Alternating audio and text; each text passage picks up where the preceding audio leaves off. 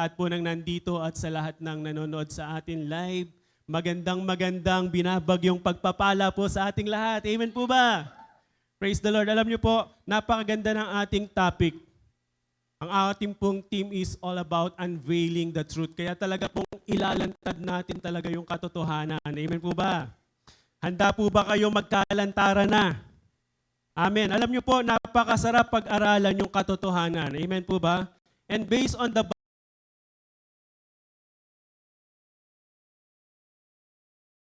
may titirahin or merong sasaktan ng damdamin, kundi nais nating ilantad yung katotohanan upang tayo po ay maitama natin kung ano yung lahat na ginagawa natin patungkol sa ating Panginoon. Amen. Alam niyo po, masarap pag-aralan ng katotohanan. Amen. Masakit pero masarap. Sabihin niyo nga po, masakit pero masarap. Amen. So our topic for today is all about worship versus worship. Sabi nyo nga po, worship versus worship. Familiar po ba kayo sa ganitong usapin, mga kapatid? Sabi po rito, kapag ang trabaho, ministeryo o pagiging abala ay nagiging sentro ng buhay, ito daw po ay tinatawag na worship. Ito ay parang worship. Isang maling uri ng pagsamba kung saan ang gawain ay nagiging idol. Sabi nyo nga po, idol. Pero ang tunay na pagsamba o tinatawag na worship ay tumutukoy sa malalim na relasyon sa Diyos na hindi nakabase sa performance, kundi sa presensya ng ating Panginoon. Are you agree with me?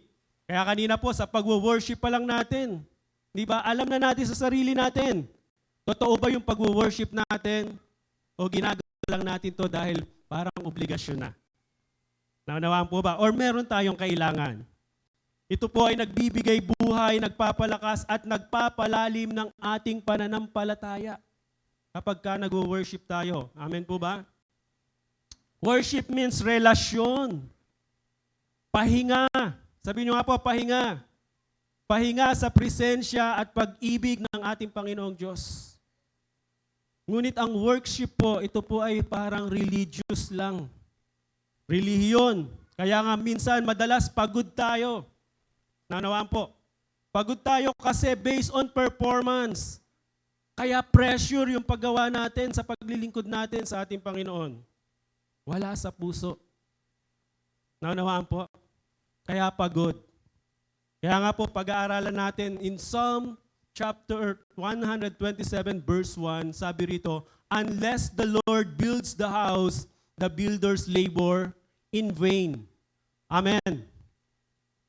Maraming Kristiyano ngayon ang aktibo sa ministeryo, ngunit malayo sa matinding pakikipag-ugnayan sa ating Panginoong Diyos. Sabihin nyo nga po sa katabi mo, hindi ikaw yun. Abala sa mga gawain sa simbahan, ngunit spiritual na pagod at parang kandila na nauupos. Amen. So ang mensaheng ito ay hamon sa iglesia na lumipat mula sa performance-based na worship tungo sa tunay na pagsamba na nagsilang o lumikha ng makapangyarihang gawain para sa kaharian ng ating Panginoong Diyos. Amen. Marami po ang abala sa paggawa para sa Diyos. Totoo po, di ba? Ngunit hindi gumagawa kasama ang Diyos. Sabi nyo, ouch! Kasi minsan,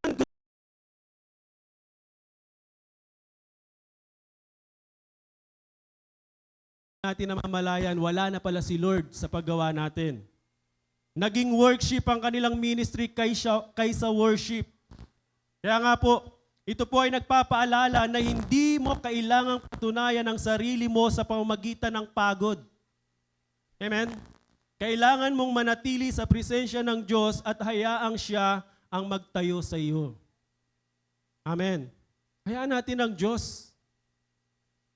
Yes, maganda yung ginagawa natin. But make sure sa lahat ng ginagawa nating paglilingkod sa ating Panginoong Diyos, kasama natin ang Diyos. Hindi dahil matalino ka, hindi dahil magaling ka, kundi dahil ikaw ay tinuturuan at sinasamahan ng Diyos, kaya tayo nakakapaglingkod. Amen. We live in a generation that celebrates hustles, reward, rewind, grind.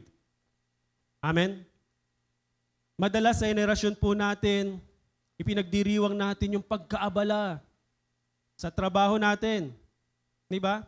Mas nagiging focus tayo doon sa trabaho natin. Pinupuri ang pagkapagod sa trabaho. Niluluwalhati ang tagumpay batay sa performance. Sabi nyo nga po, performance. Nakakalungkot isipin, mga kapatid, na dumadating tayo sa ganung pagkakataon. Pero sa totoo lang, hindi pa naman huli ang lahat. Kaya tayo nandito para matuto, para lumalim, para lumago. Amen. So the word teaches us, if you don't build it, no one will. Diba? Kung hindi mo itatayo, walang gagawa niyan para sa'yo. Amen. Kung hindi mo itatayo yung bahay mo, sa sarili mo, sa pamagitan ng Diyos, walang magtatayo niyan para sa'yo, kapatid. The word teaches us, work hard, stay busy, chase. Di ba? Magbanat ka ng buto, manatiling abala, habulin mo ang tagumpay. And sometimes we bring that same mentality into the church. We start doing things for God.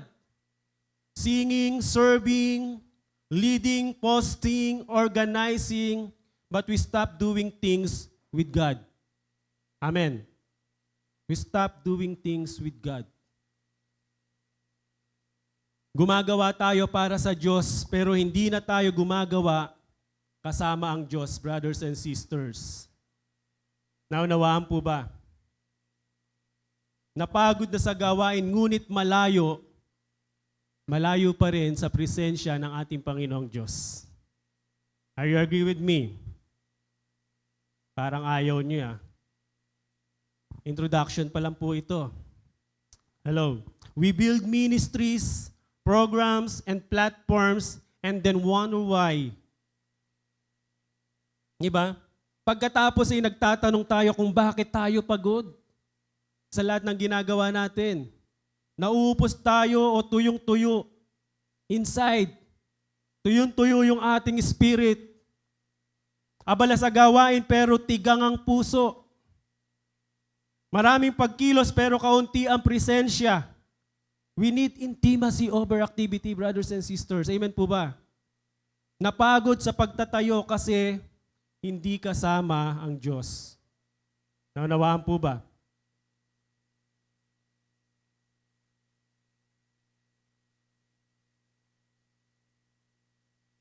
Ang tinayo ng laman ay babagsak, pero ang itinayo ng Espiritu ay tatayo magpakailanman. Amen. This verse doesn't condemn work. It redefines it.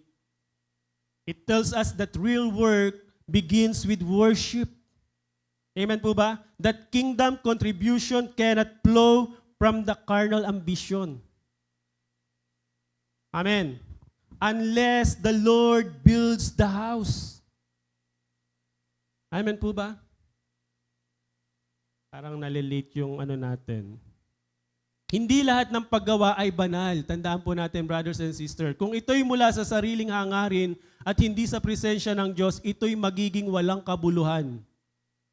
Ang paglilingkod na walang pagsamba ay pagod at walang bunga. Are you agree? Sabi nyo nga po, bunga. Mahalaga po yung bunga.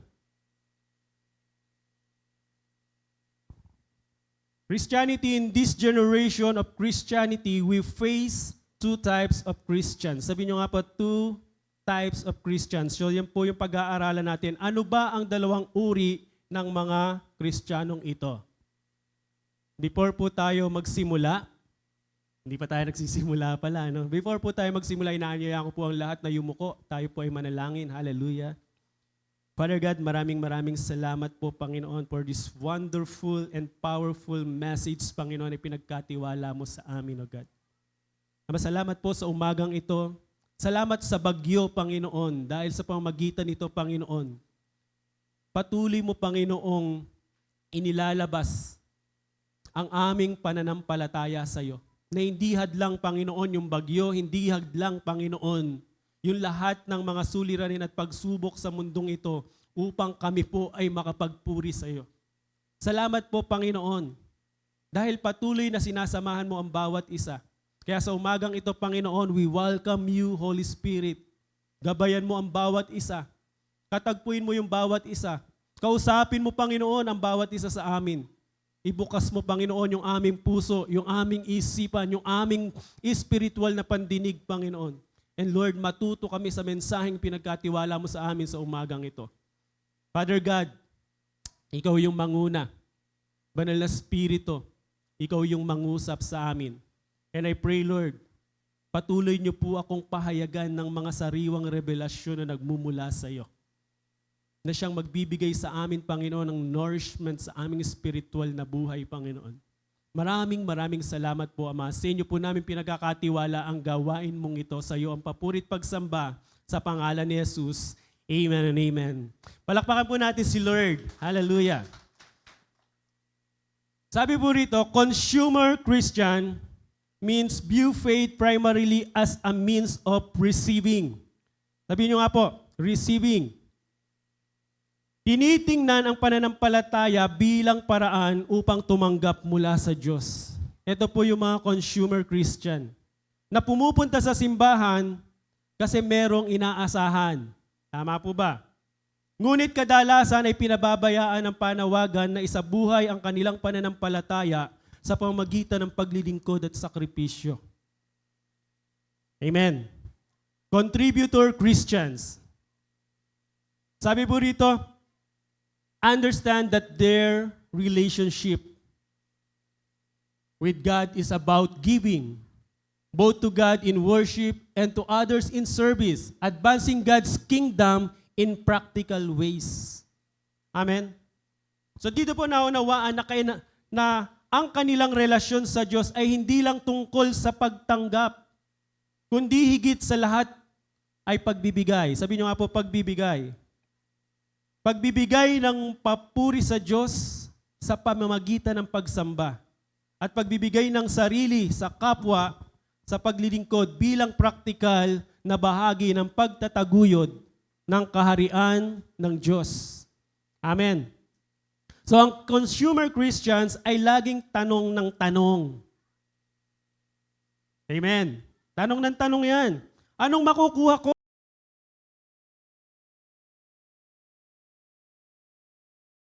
Bibigay ko. Are you with me?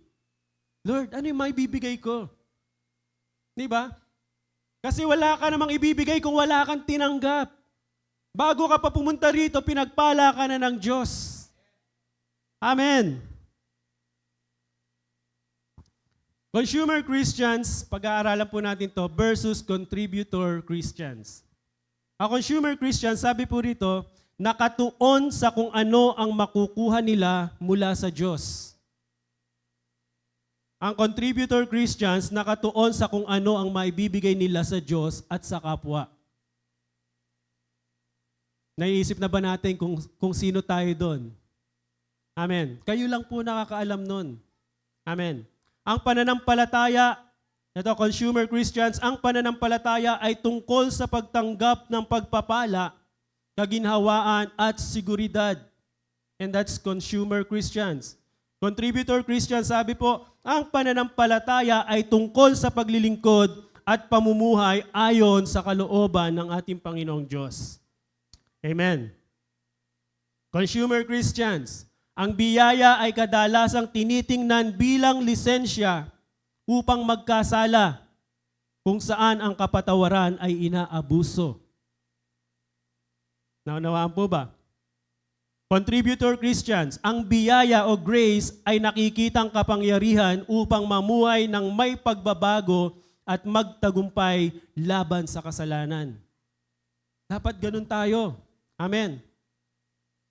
Isa pa, last na po, consumer Christian. Sabi rito, ang spiritual na paglago ay madalas na natitigilan, naging stagnant, nakatuon lamang sa pansariling kapakinabangan kaysa sa tunay na paglalim sa pananampalataya. And last, contributor Christians. Ang spiritual na paglago ay nakikita sa paglilingkod at pagsunod. Sabi nyo nga po, paglilingkod at pagsunod. na humahantong sa mas malalim na ugnayan sa ating Panginoong Diyos. Are you agree with me? Consumer Christians seek comfort, while contributor Christians seek Christ. Are you agree? Kaya nga pag nandito tayo, anong ginagawa natin? Dapat sinisik natin si Christ. Amen? Hindi tayo yung tayo lang lagi nagpapacomfort. Yes, maganda naman, wala namang mali sa magpa-comfort tayo sa ating Panginoong Diyos kaysa magpa-comfort ka sa kapwa mo. But we need to first na gawin natin na di ba? I-seek natin si Christ. When we seek Christ, we feel comfort. Amen. Ang tunay na tumatanggap lang, sabing ganon, ay nagbibigay ng buong puso. Naniniwala po ba kayo? Tumanggap na po ba tayo sa Panginoon? Kaya nga, buong puso dapat yung pagbibigay natin. So the question today is not, what are you building? But, who's building with you? Who's building with you? Is God leading? Or are you just laboring? Amen. Yan, papalalim na po tayo ng papalalim. And so today, I want to walk you through what it truly likes.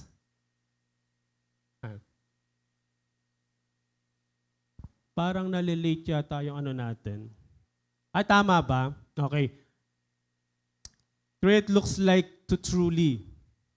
Kaya ngayong araw, nais ko pong dalhin kayo sa isang paglalakbay kung ano talaga ang itsura ng tunay na work. Sabihin nyo nga po, work sa kaharian ng ating Panginoong Diyos. Hindi yung nagbubunga ng pagkapagod, hindi yung para lamang mapasaya ang kapwa-tao. Amen? Ito ang uri ng gawain na nakaugat sa pagsamba, hindi sa pressure. Gawain na hindi nakakapagod, kundi nagpapasigla dahil ito'y galing sa presensya ng ating Panginoong Diyos. Amen? Not in burnout, not in people-pleasing, but in worship from a heart that is surrendered, secured, and sent. Amen. Sa pamamagitan ng pagsamba mula sa isang pusong nakasuko, pusong panatag, at pusong isinugo. Sabihin nyo nga po, isinugo. Hindi galing sa pagod, kundi galing sa presensya. Hindi galing sa pressure, kundi galing sa pusong nakatalaga para sa ating Panginoong Diyos. And that worship. Amen. Let's redefine what work really means with the word as our.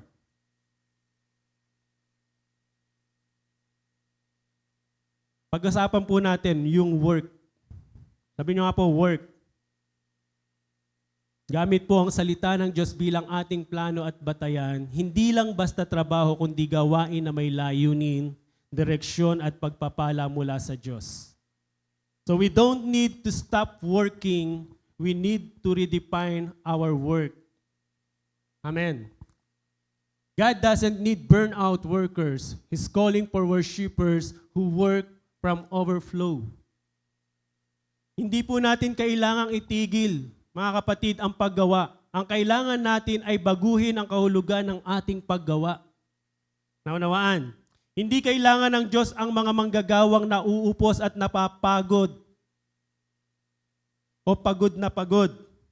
Ang hinahanap niya ay ang mga sumasamba na gumagawa mula sa kasaganaan ng kanyang presensya. Pakinggan po natin ito, mga kapatid. Hindi mula sa pagkaubos, kundi mula sa overflow. Amen. Hindi gawa dahil kailangan lang, kundi gawa dahil puno ng pagsamba at pag-ibig sa Diyos. Amen po ba? Let's break down what real God-honoring work looks like.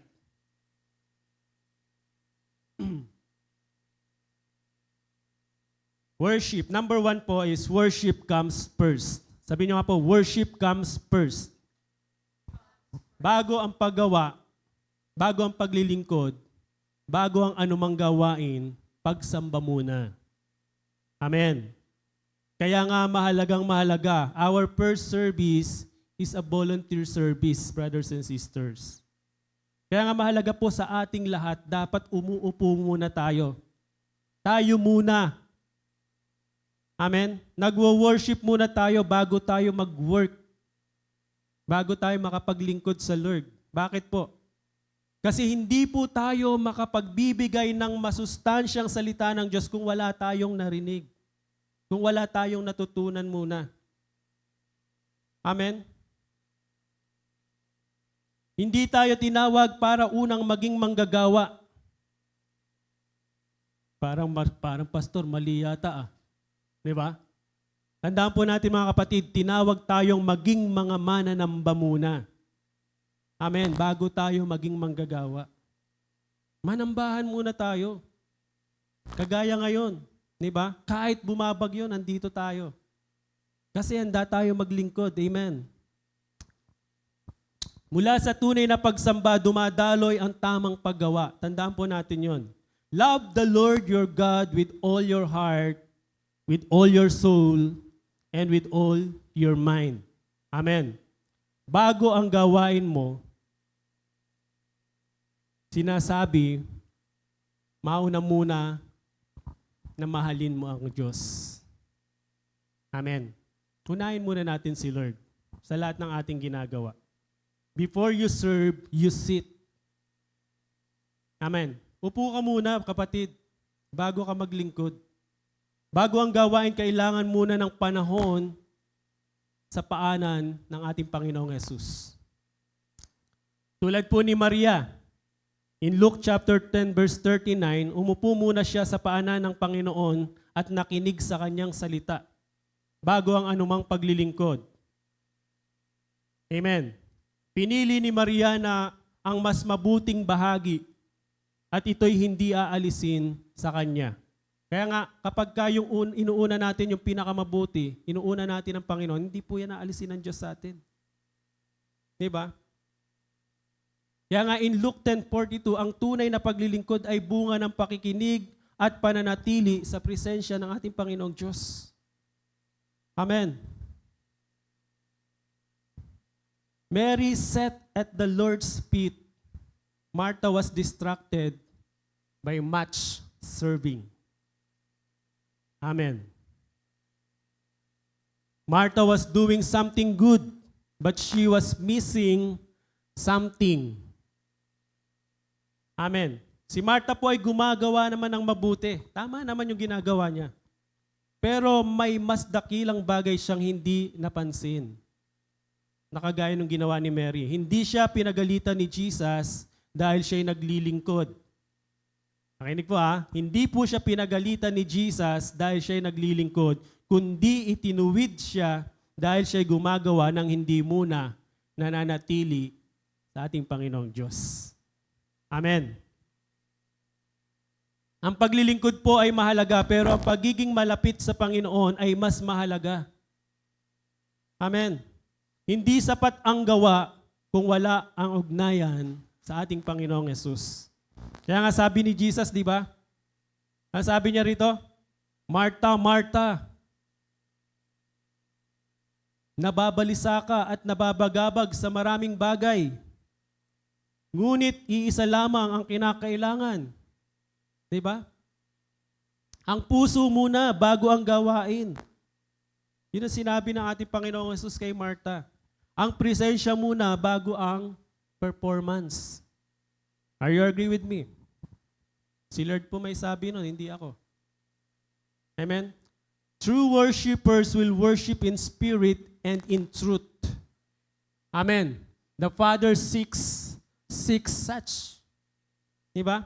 Hinahangad ng Diyos ang iyong presensya, brothers and sisters, bago niya gamitin ang iyong performance. Hello? Ang pagsamba po ay hindi lamang panimula sa iyong gawain. Ito po ang mismong makina ng iyong paggawa. Amen. Parang sasakyan yan eh. Bago ka pumunta sa mahabang biyahe, anong gagawin mo? Magpagas ka muna. Para hindi ka matuyuan. Para hindi ka magtulak. Pero alam niyo po, pag naglilingkod ka pala sa Lord, na totoo yung puso, ko lang po, side track ko lang po. Kasi po, nakwento ni Pastor B, when he was driving, dito pa lang po sa open canal, nag-a-alarm na yung kanyang gas. Praise God. Pero pagdating po niya dun sa nakarating pa siya ng Karuhatan, pero Fifth Avenue lang siya pupunta. Umabot pa po siya sa Fifth Avenue na hindi natuyo. So, dun po nakita natin yung grace ni Lord, di ba? Nakakatuwa kasing isipin na yung pagsama ng Lord sa atin, hindi tayo pinapabayaan. Yun po yung time na pumunta kami sa Patay, dun sa boss ni Tatay Dennis. God wants your presence before He uses your performance. Tandaan po natin. And worship is not the intro to your works, it's the engine of your work. Brothers and sisters, make worship your lifestyle. Amen. Don't just worship on Sunday worship. Parang ayaw nyo. Ang tunay po na lakas sa paglilingkod ay hindi galing sa abilidad, kundi sa presensya ng Diyos na iyong sinasamba. Amen. Kapag may pagsamba, may kapangyarihan. Tama po. Kapag may presensya, may bunga. Gawin po nating pamumuhay ang pagsamba, brothers and sisters. Huwag kang sumamba tuwing linggo lang. Sumamba ka bago ang mga meeting, ensayo at bawat gawain mo kung saan ka man nandoon. Amen. Kaya nga, everyday dapat nag-worship tayo sa Lord. Kahit nandun ka sa company, kahit nandun ka sa school, kahit nandun ka sa basketball court, kahit ano pang ginagawa mo, kahit naglalaba ka. Posible ba yon, mga kapatid? It's possible. Kasi nakaka-direct tayo, nakaka-connect tayo direkta sa ating Panginoong Diyos. Kaya nga kahit ano yung ginagawa natin, nakakapag-worship tayo kay Lord. Amen. Ang pagsamba ay hindi lang bahagi ng schedule. Ito ay dapat maging ritmo ng ating buhay. Amen po ba? Kapag ang puso mo ay laging nakatuon sa Diyos, kahit simpleng gawain ay nagiging banal na paglilingkod sa Kanyang harapan. Kaya nga sabi po sa unang Korinto 10:31, kaya't kung kayo'y kumakain o umiinom o anuman ang inyong ginagawa, gawin ninyong lahat para sa kaluwalhatian ng ating Panginoong Diyos. Amen. Whether you eat or drink, do it for the glory of God. Amen. Mahirap po ba yun? Di ba? Point number 2. Kanina po, W, ngayon O. Obedience flows from love. Ngayon po. Di ba? Ang pagsunod daw po ay dumadaloy mula sa pag-ibig. Hindi tayo sumusunod para mahalin tayo ng Diyos. Sumusunod tayo dahil mahal natin siya. Bakit? Dahil una niya tayong minahal. Ang tunay na pagsunod ay hindi dala ng takot, kundi ng pusong umiibig sa ating Panginoong Diyos. Are you with me? In John 14:15, kung iniibig ninyo ako, sabi ni Jesus, tutuparin ninyo ang aking mga utos. Amen. Obedience is not about pressure, it's about relationship. Hindi tayo sumusunod dahil tayo'y pinipilit lang ni pastor o ng mga leader natin. Amen. Kundi dahil tayo'y nauugnay at umiibig sa ating Panginoong Diyos. Ang tunay po na pagsunod ay bunga ng ugnayan, hindi ng takot o obligasyon. Amen po ba? Kaya nga po, ang sino mang umiibig sa akin, sabi sa John 14:23, ay tumutupad sa aking mga salita. Amen? If you love me, you will obey what I command. Di ba? Ang tunay daw po na pag-ibig kay Kristo ay hindi lang ipinapahayag sa salita, kundi pinatutunayan sa pamamagitan ng ating pagsunod. Ang pagsunod po ay hindi pabigat kapag ito'y bunga ng pag-ibig. Amen. In Revelations chapter 2, verse 2 to 4, I know your deeds, yet I hold this against you. You have forsaken your first love. Diba?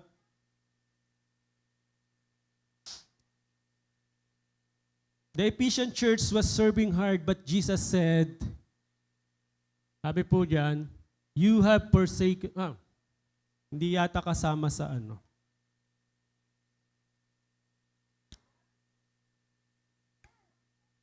So ang iglesia po sa Efeso ay masipag. Tama po ba? Kaya nga gustong-gusto ni Paul matyaga, matuwid sa doktrina, pero nawala ang pinakapuso ng lahat. Alin po yon? Yung unang pag-ibig sa Diyos. Diba? Maaring aktibo ka sa gawain, pero inaalis mo na ang iyong puso sa Diyos. Pwede pala yon? Pwede kang tama sa panlabas, pero malamig sa panloob. Amen. When love fades, obedience becomes exhausting. Kapag daw po kumukupas ang pag-ibig, ang pagsunod ay nagiging nakakapagod. Hindi tayo mga empleyado ng Diyos, mga kapatid. Naniniwala po ba kayo? Hindi tayo mga empleyado ng Diyos. Hindi tayo tumitingin ng sahod. Hindi sa salary. Amen. Tayo po ay kanyang mga anak. Tagapagmana po tayo. Hindi mo kailangan ng sahod ng Diyos. Ang kailangan mo, yung pamanang tatanggapin mo sa ating Panginoong Diyos. Dahil ang isang anak ay sumusunod hindi dahil sa sweldo, kundi dahil sa relasyon at pag-ibig mo sa Kanya. Naunawaan po ba? Kapag ang puso ay puno ng pag-ibig sa Diyos, ang pagsunod ay nagiging kagalakan, hindi po ito pasanin, hindi pabigat. In Galatians chapter 4 verse 7, tayo'y hindi na mga alipin, kundi mga anak ng Diyos. Diba? Kaya nga hindi tayo after sa sweldo eh. Allowance na nga lang minsan. Diba? Kahit na walang allowance, okay lang. Amen. Ang importante, naglilingkod tayo sa ating Panginoong Diyos. Imagine si Pastor Dennis po, 1,000, kulang pa yung panggas niya. Naunawaan po? Pero yung puso niya buong-buo sa paglilingkod sa Diyos. Kaya nga marami sa mga pastor natin talagang hindi po natin dahil iniidolo si Pastor Dennis, but minomodel po niya kasi. Kaya yun din yung gusto nating lakaran. Amen. Check your motives. Are you obeying God because you feel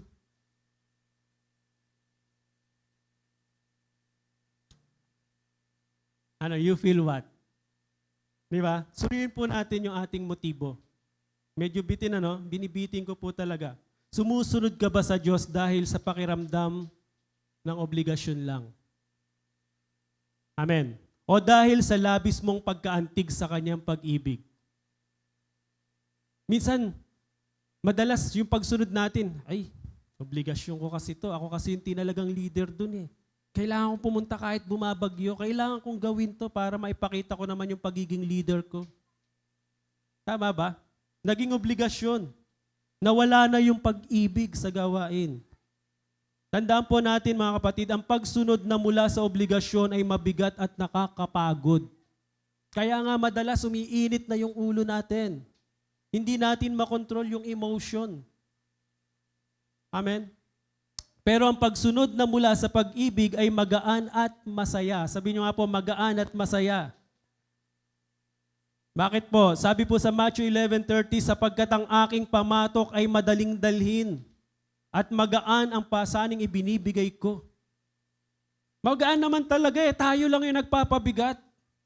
Kasi ginagawa natin sa sarili nating lakas.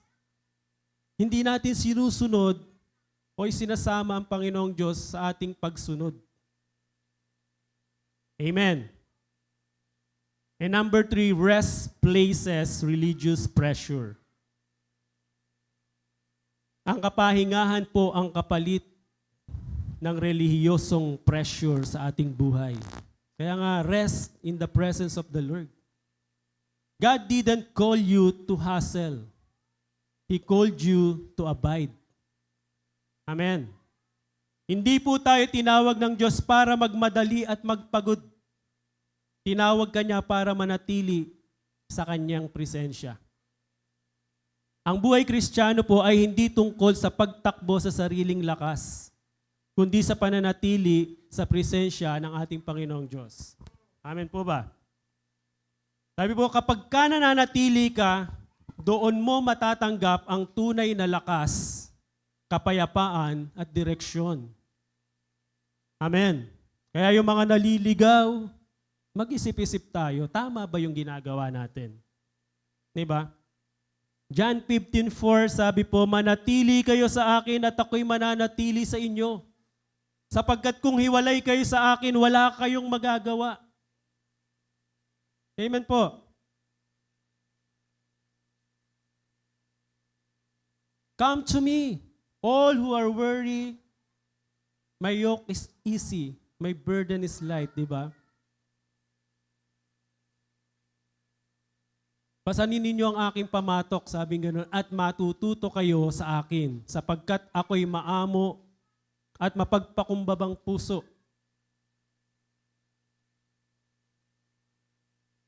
At makakasumpong kayo ng kapahingahan para sa inyong kaluluwa, sapagkat ang aking pamatok ay magaan, at ang aking pasan ay magaan. Tandaan po natin, brothers and sisters, ang paanyaya po ni Jesus ay hindi para sa mga malalakas.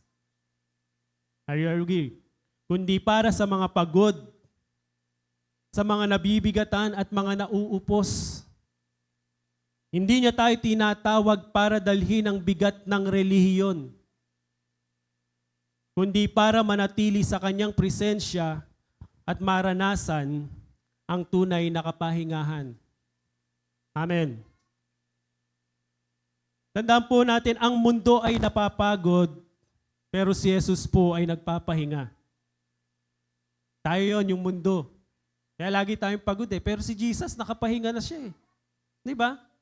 Ang reliyon ay nagpapahirap, ang relasyon kay Kristo ay nagpapagaan. So piliin natin yung the best. Amen. In John 15:5, apart from me, you can do nothing. Diba? Kanina po, dinaanan ko na. So sa talatang ito po, malinaw na ipinapaalala ni Jesus na ang tunay na bunga at tagumpay ay hindi nagmumula sa sariling kakayahan po natin, kundi sa pananatili sa Kanya. Amen.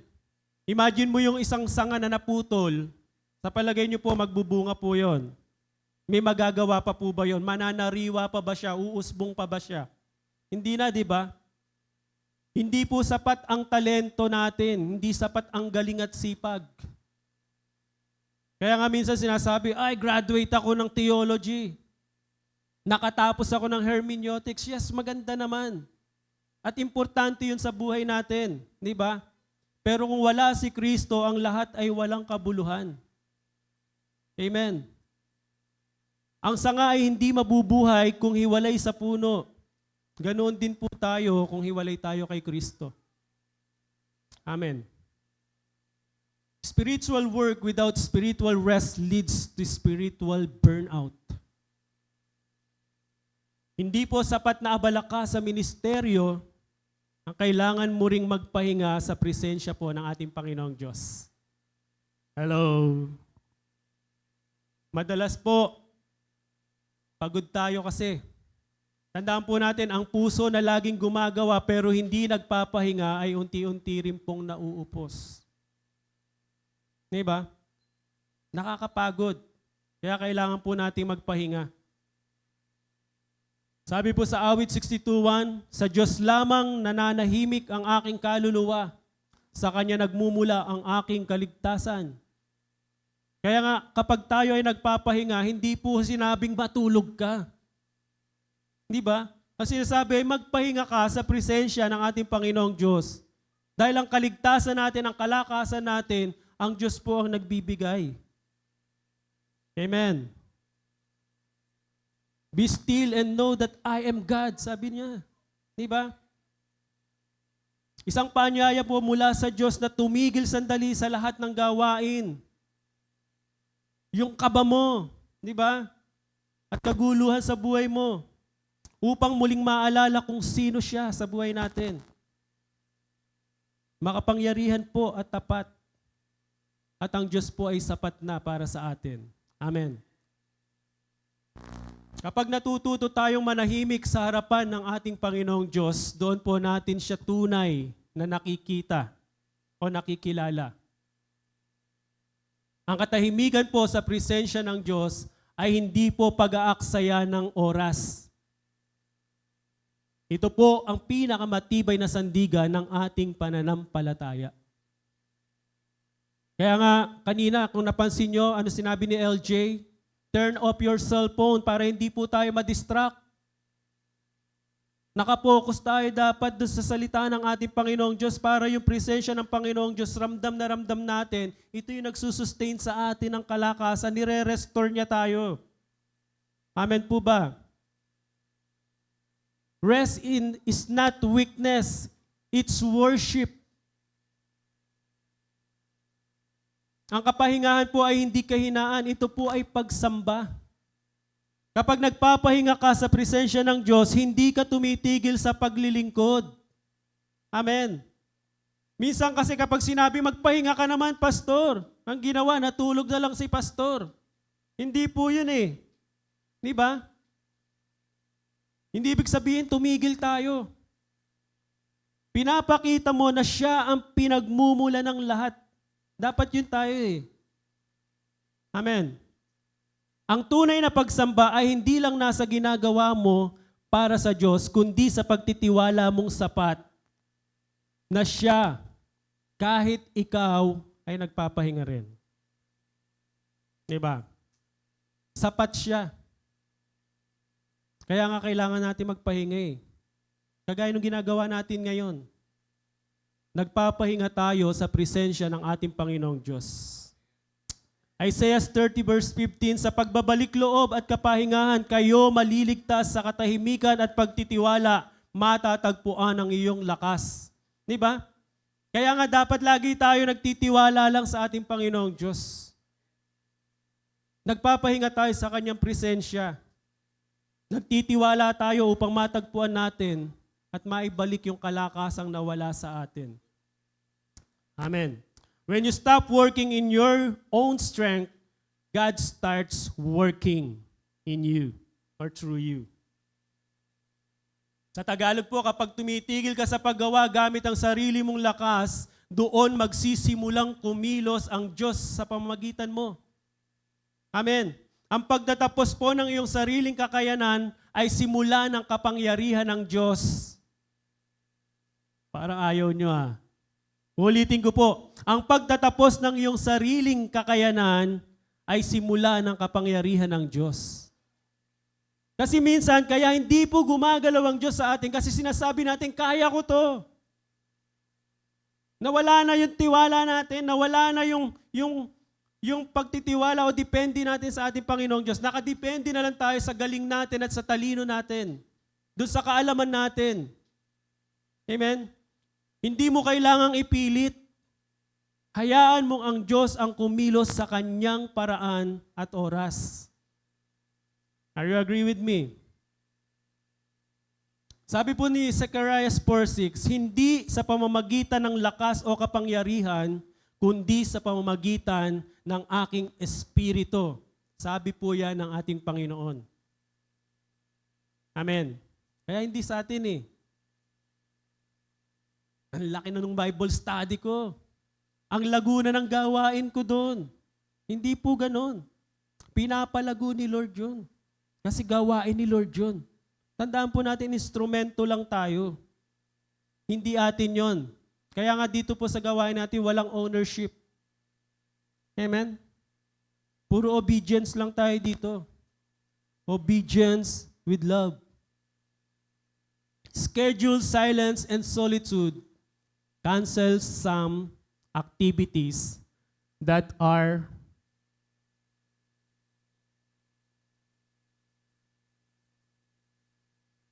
So maglaan po tayo ng oras para sa katahimikan at pag-iisa sa Diyos. Amen. Kanselahin po natin ang ilang mga gawain na pumipigil sa malalim mong koneksyon kay Kristo. Tandaan po natin mga kapatid, hindi lahat ng abala ay maka-Diyos. Ouch! Sakit ba? Alam niyo po sa totoo lang, hindi po lahat ng abala ay maka-Diyos. Ang presensya niya ay hindi laging nasa ingay ng gawain, kundi sa tahimik na pananatili sa Kanya. Minsan sobrang ingay natin sa gawain doon. Sikat na sikat yung ginagawa natin doon. Pero nasaan si Lord doon sa gawain doon? Sino yung tinataas? Di ba? Number 4. And last po, kingdom-minded, not consumer-driven.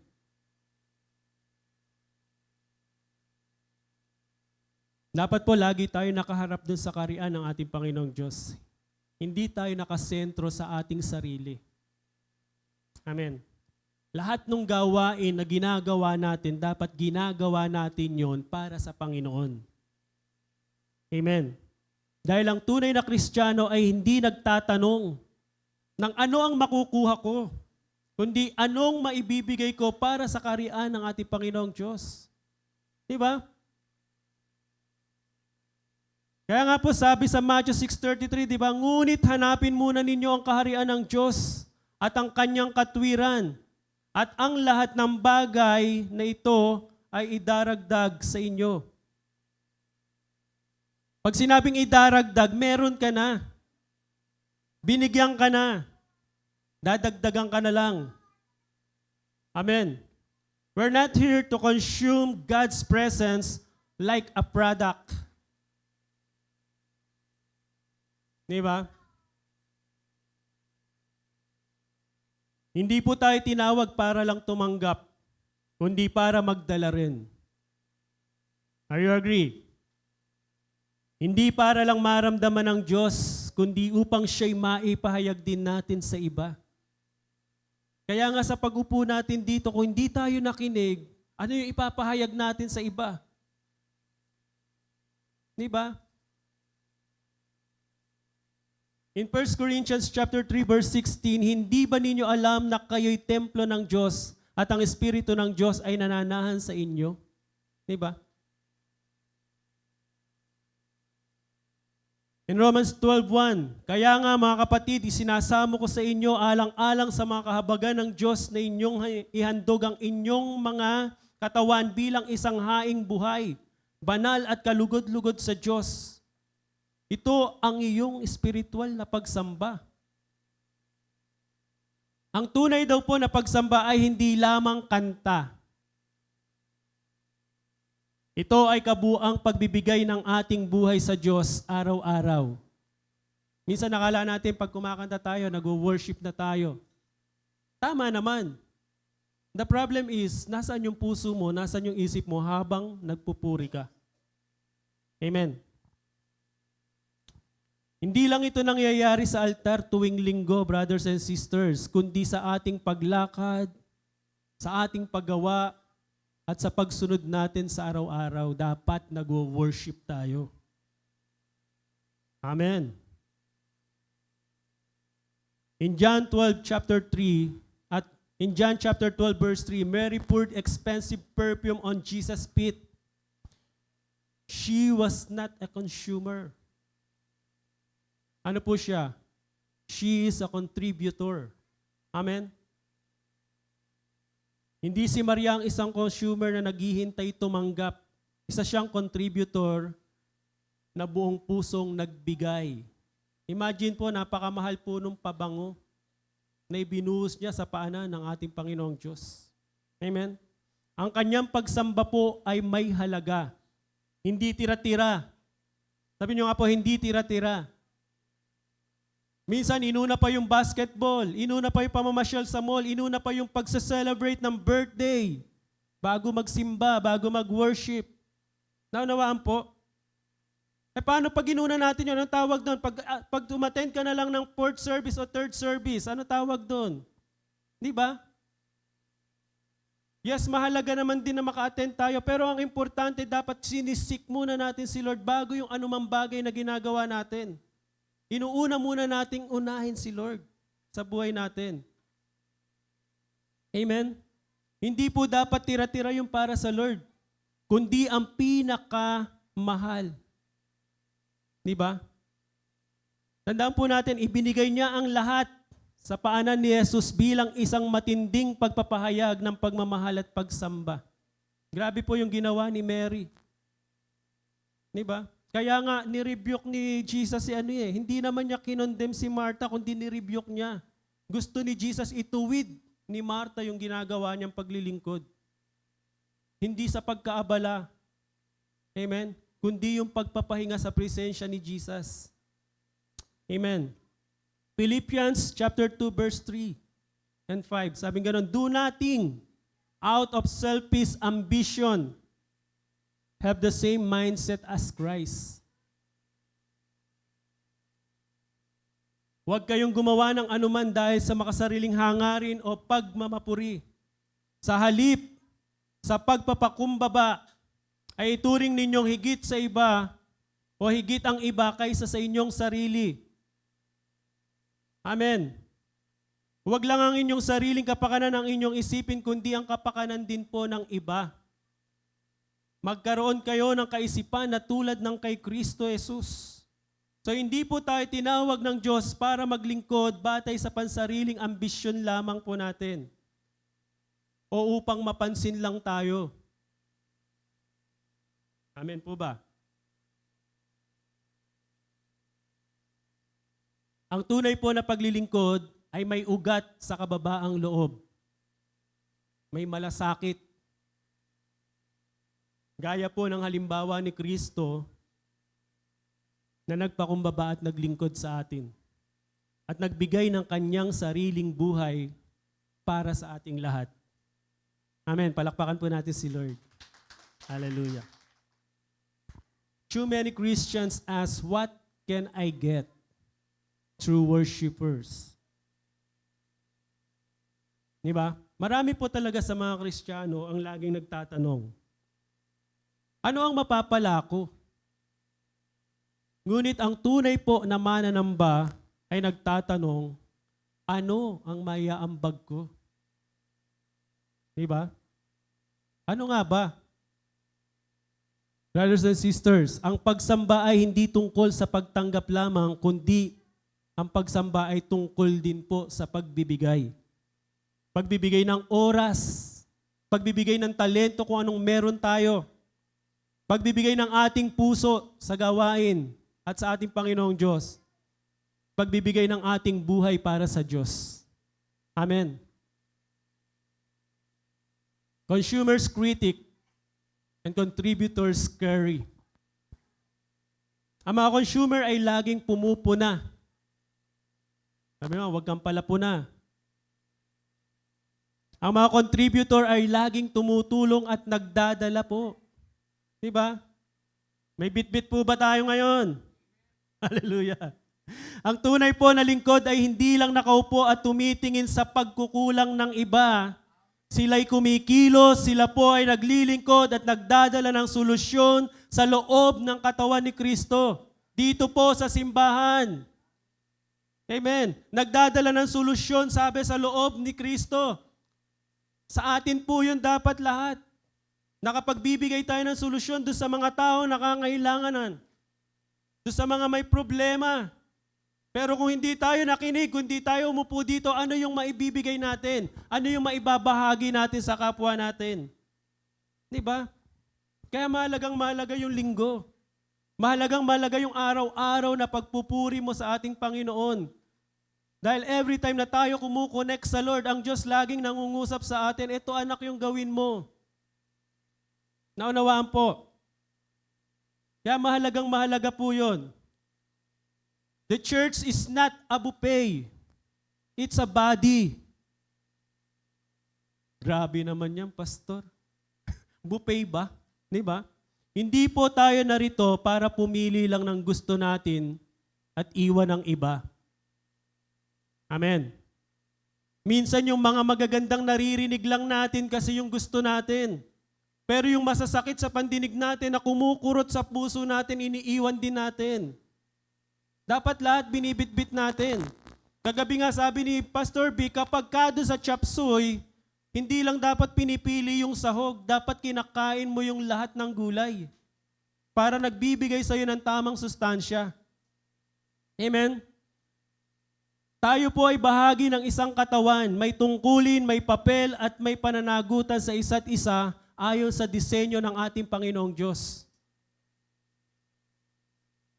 Serve somewhere. Sow into something. Stop spectating. Amen. Maglingkod po.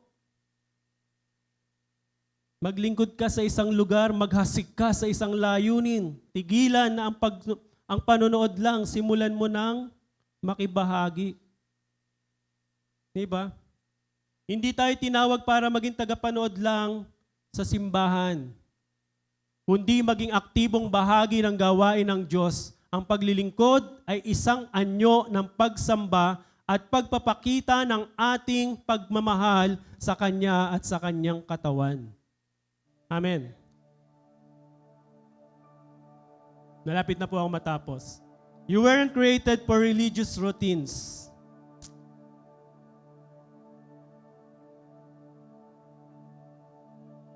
You were created for relational worship that produces real fruit. Amen. Hindi ka nilikha para sa mga reliyosong gawain lang, brothers and sisters. Nilikha po tayo ng ating Panginoon para sa isang relasyon na pagsamba na nagbubunga ng tunay na bunga. Ano ba yung tunay na bunga? Tandaan po natin, ang layunin ng Diyos ay hindi lang para gawin natin ang mga panlabas na ritual, kundi magkaroon tayo ng malalim na ugnayan sa Kanya.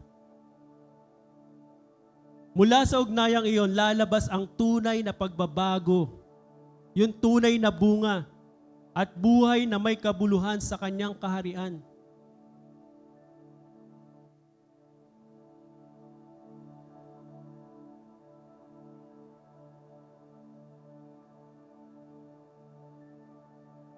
If you've been working more than worshiping, obeying without. Amen. Kung ikaw daw po ay mas abala sa paggawa kaysa pagsamba, sumusunod pero malayo sa matalik na ugnayan sa Diyos,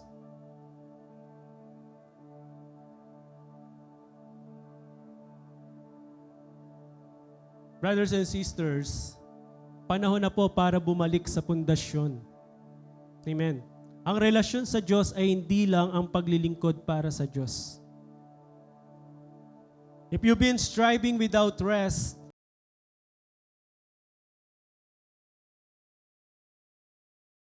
minto, manahimik, at muling itugma ang ating puso sa layunin ng ating Panginoong Diyos. Hindi tayo tinawag para lang mapagod. Amen. Tinawag tayo upang mamuhay sa presensya ng kapangyarihan ng ating Panginoong Diyos. Brothers and sisters, repent from self-driven performance. Return to deep. Magsisi po tayo sa mga gawaing nakasentro sa sarili natin. Isipin natin, mga kapatid, yung mga ginagawa natin. Para kay Lord ba talaga yung ginagawa natin? O nakasentro lang sa ating mga sarili? Magbalik po tayo sa malalim na pagsamba. Amen? Pwede po ba tayong tumayo? Rest in Jesus again. Rejoin the mission as a contributor. Muli po nating italaga yung pagmamahal natin sa pagsunod. Amen po ba? Magpahinga po tayo sa presensya ni Jesus. Muling sumama sa mga misyon bilang tagapag-ambag sa gawain ng ating Panginoong Diyos.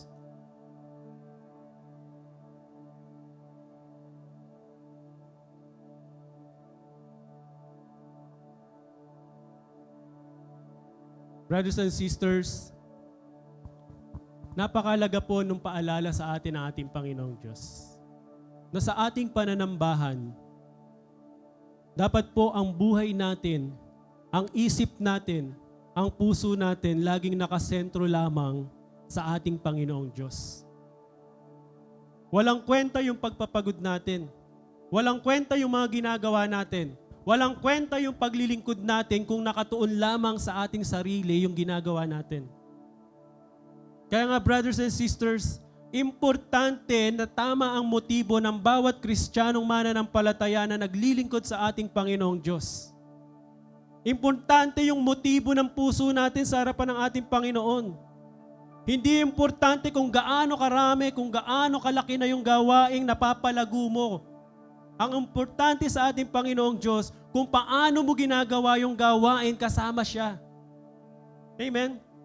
Ang tunay na pananambahan, mga kapatid, hindi po nakasentro sa ating sarili. Ang tunay na pananambahan ay nakasentro sa ating Panginoong Jesus.